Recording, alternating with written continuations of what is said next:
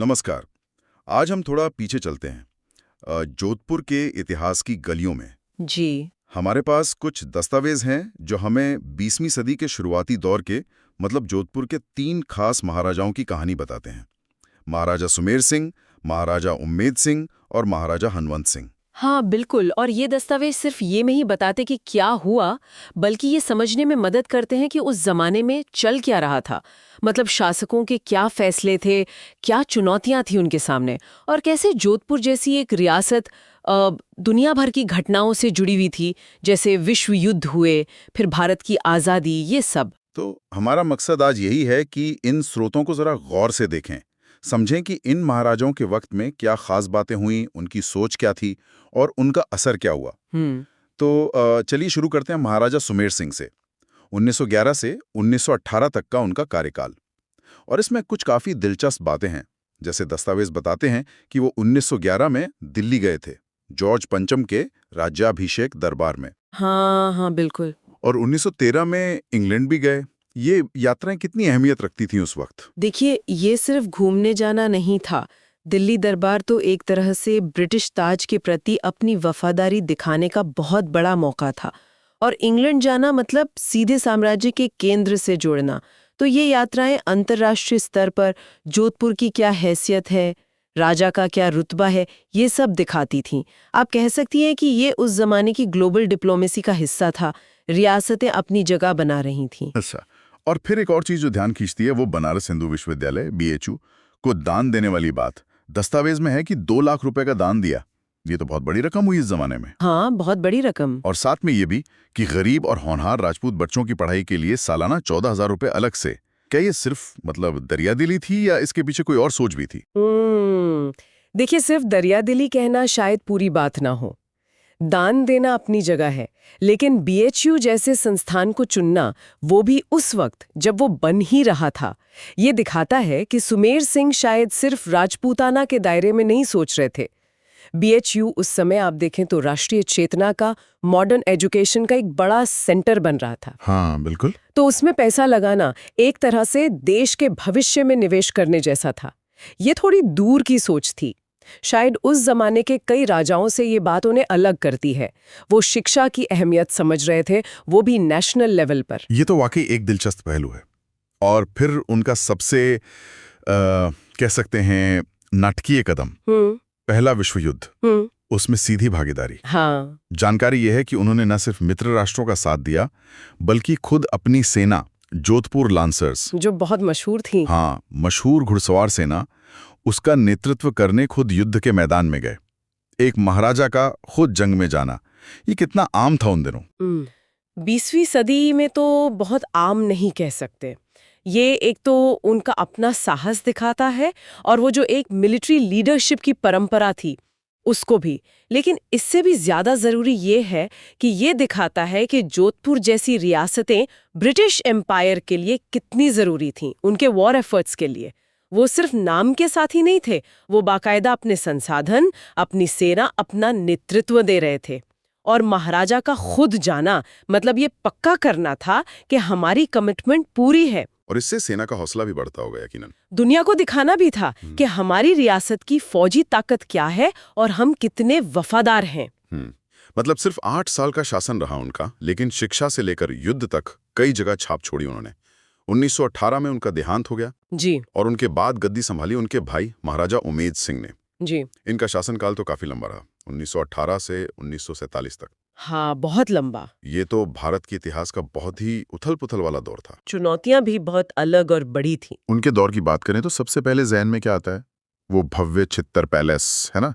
जिसे आज उम्मेद भवन पैलेस कहते हैं। हाँ, बिल्कुल, उम्मेद भवन। दस्तावेज बताते हैं कि इसकी नींव 1929 में रखी गई। ये सिर्फ एक आलीशान महल था या इसका कोई और मकसद भी था? देखिए, आलीशान तो वो यकीनन है, जोधपुर की शान है आज भी, लेकिन इसका बनना सिर्फ शाही शान शौकत के लिए नहीं था। दस्तावेज इशारा करते हैं कि इसे एक तरह से अकाल राहत कार्य के तौर पे शुरू किया गया था। अच्छा। हाँ, उस जमाने में मारवाड़ में अक्सर सूखा पड़ता था, बहुत बुरी हालत हो जाती थी। तो ये जो इतना बड़ा कंस्ट्रक्शन प्रोजेक्ट था, इससे हजारों लोगों को कई सालों तक काम मिला, रोजगार मिला। तो ये भव्यता तो थी ही, लेकिन साथ में उस वक्त की जो सामाजिक आर्थिक मुश्किलें थीं, उनसे निपटने की एक कोशिश भी थी, भले ही वो तरीका बहुत शाही था। ये एक अहम बात है। अक्सर लोग इसे सिर्फ महल के तौर पर देखते हैं, बिल्कुल। लेकिन सिक्के का दूसरा पहलू भी है।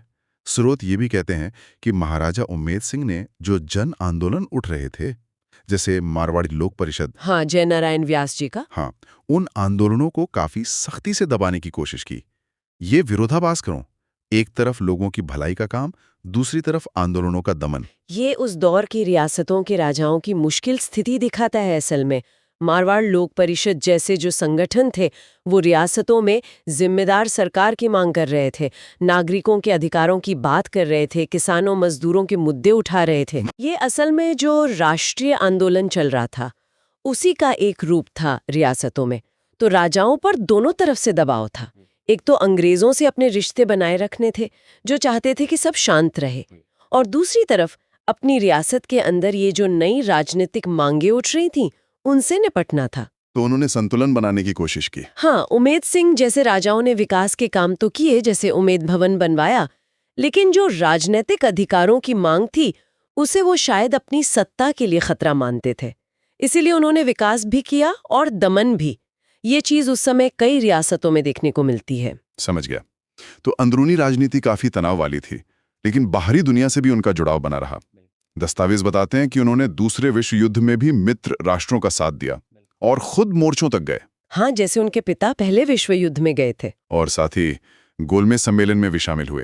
ये गोलमेज सम्मेलन क्या थे और इसमें उनका जाना कितना अहम था? मीटिंग्स थी जो 1930 से 32 के बीच लंदन में हुई। 3 हुई थी कुल। इनका मकसद था भारत के भविष्य के लिए संवैधानिक सुधारों पर बात करना। इसमें ब्रिटिश सरकार थी, ब्रिटिश इंडिया के नेता थे और रियासतों के राजा महाराजा भी थे। अच्छा। तो महाराजा उम्मेद सिंह का इनमें जाना ये दिखाता है कि अब रियासतों के सिर्फ अपने इलाके का शासक नहीं माना जा रहा था। उन्हें भारत का जो भविष्य का राजनीतिक ढांचा बनना था, उसमें एक अहम हिस्सेदार, एक स्टेक होल्डर माना जा रहा था। उनका वहां होना विश्व युद्धों में शामिल होने से एक कदम आगे था। अब वो भारत का संविधान कैसा हो, उस पर बात कर रहे थे। और इसी दिशा में एक और कदम, जब उन्होंने जयनारायण व्यास को मारवाड़ के प्रतिनिधि के तौर पर संविधान सभा में भेजा। हाँ, ये बहुत ही महत्वपूर्ण कदम था, क्योंकि जयनारायण व्यास तो उन्हीं के विरोधी थे एक तरह से, लोक परिषद वाले। परिषद के बड़े नेता थे, जिनके आंदोलनों का उम्मेद सिंह ने पहले सामना किया था, दबाया भी था।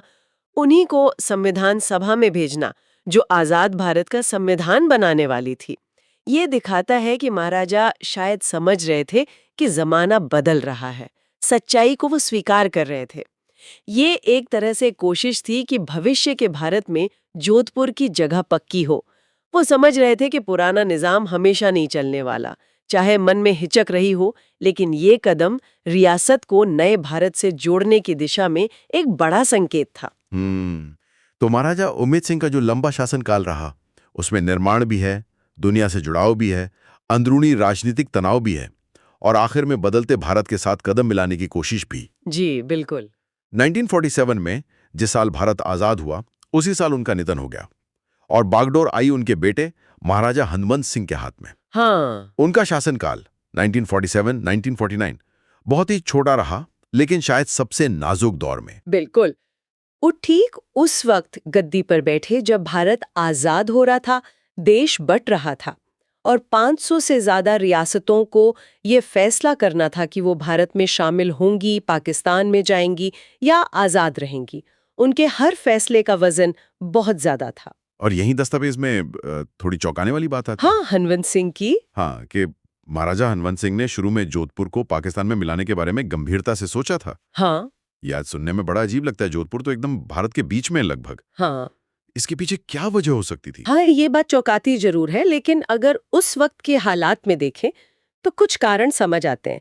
पहली बात तो जोधपुर की सरहद पाकिस्तान से मिलती थी, सिंध प्रांत से। नक्शे में देखें तो लगता है। अच्छा, हाँ। दूसरी बात, मोहम्मद अली जिन्ना उस समय रियासतों को, खासकर राजपूत रियासतों को, पाकिस्तान में आने के लिए कई तरह के लालच दे रहे थे। कह रहे थे कि ज्यादा आज़ादी देंगे, कराची बंदरगाह इस्तेमाल करने देंगे, और शायद राजाओं के जो अधिकार थे वो भी बने रहेंगे।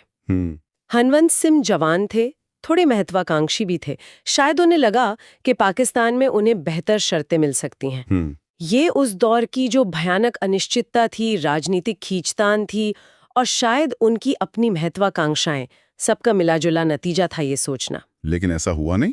दस्तावेज बताते हैं कि सरदार वल्लभ भाई पटेल, उनके सचिव वीपी मेनन और उस वक्त के गवर्नर जनरल लॉर्ड माउंटबैटन, इन लोगों ने दखल दिया। हाँ, उन्होंने समझाया। ये समझाने बुझाने का क्या सीन रहा होगा, मतलब कैसे बनाया होगा उन्हें? ये तो भारत के एकीकरण के इतिहास का एक बहुत ही नाटकीय किस्सा रहा होगा।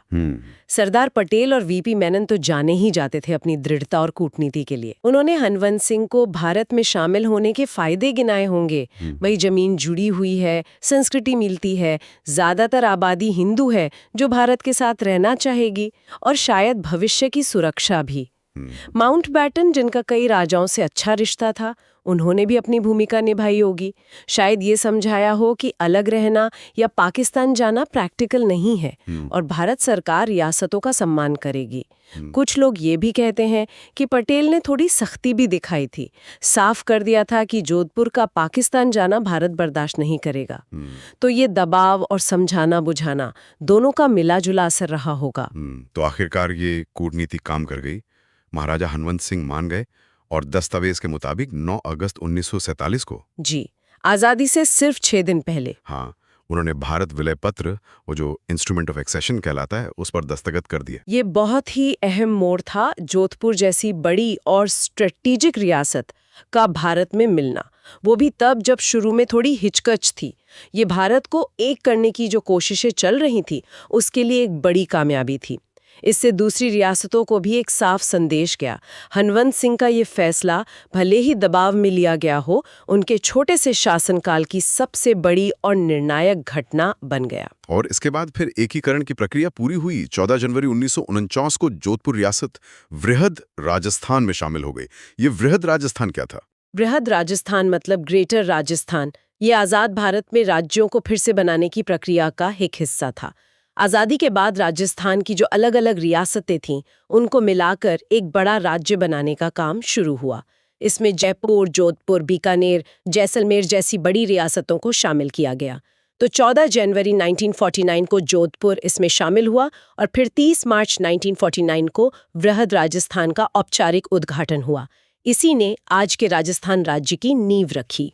और इसके साथ ही जोधपुर रियासत एक अलग इकाई नहीं रही, वो भारत का हिस्सा बन गई। तो ये थी कहानी जोधपुर के इन 3 महाराजाओं की, जिन्होंने 20वीं सदी के पहले हिस्से में अपनी रियासत को बदलते वक्त के साथ चलाने की कोशिश की। अगर हम इस पूरी चर्चा को समेटें तो क्या मुख्य बातें निकल कर आती हैं? मेरे ख्याल से कुछ चीजें साफ दिखती हैं। पहली, कि रियासतें अब अलग थलग नहीं रह सकती थीं।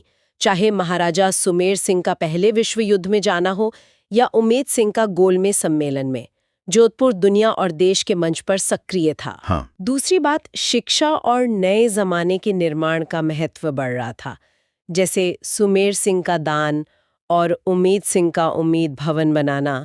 तीसरी, रियासतों के अंदर भी राजनीतिक चेतना बढ़ रही थी, जैसे मारवाड़ लोक परिषद के आंदोलन, और राजाओं को इसका सामना करना पड़ रहा था। और चौथी, शायद सबसे अहम, कि भारत की आज़ादी और बंटवारे के समय रियासतों के राजाओं के सामने कितने मुश्किल फैसले थे। जैसे हमने हनवंत सिंह के मामले में देखा, उनके निजी फैसले देश का नक्शा बदल सकते थे। बिल्कुल। ये दस्तावेज हमें दिखाते हैं कि पहले विश्व युद्ध में जोधपुर लांसर्स की बहादुरी, BHU को मिला वो बड़ा दान, छित्तर पैलेस का बनना जो अकाल राहत से भी जुड़ा था, फिर वो जन आंदोलनों का दमन और सामना, दूसरा विश्व युद्ध और संविधान सभा में भागीदारी, और आखिर में वो भारत में शामिल होने का नाटकीय फैसला, ये सब उस दौर की एक जटिल तस्वीर बनाते हैं। बिल्कुल, ये घटनाएं सिर्फ जोधपुर की कहानी नहीं है। ये हमें समझाती हैं कि राजाओं के फैसले, चाहे वो युद्ध में जाने के हों, दान देने के हों या किसी आंदोलन से निपटने के, वो उस समय के बड़े राष्ट्रीय और अंतर्राष्ट्रीय माहौल से जुड़े थे और उनका असर दूर तक जाता था। ये राजा की भूमिका के बदलाव को भी दिखाता है। एक पारंपरिक शासक से लेकर विश्व युद्ध में साथी, फिर राष्ट्रीय आंदोलनों से जूझते प्रशासक, और फिर एक नए राष्ट्र का हिस्सा बनने तक। ये सब जानने के बाद एक सवाल श्रोताओं के लिए छोड़ जाते हैं। इतिहास तो वो है जो हुआ, लेकिन सोचिए जरा, अगर 1947 में महाराजा हनुमंत सिंह अपने शुरुआती इरादे पर अड़े रहते, अगर सरदार पटेल और वीपी मेनन उन्हें मनाना पाते, हाँ, तो आज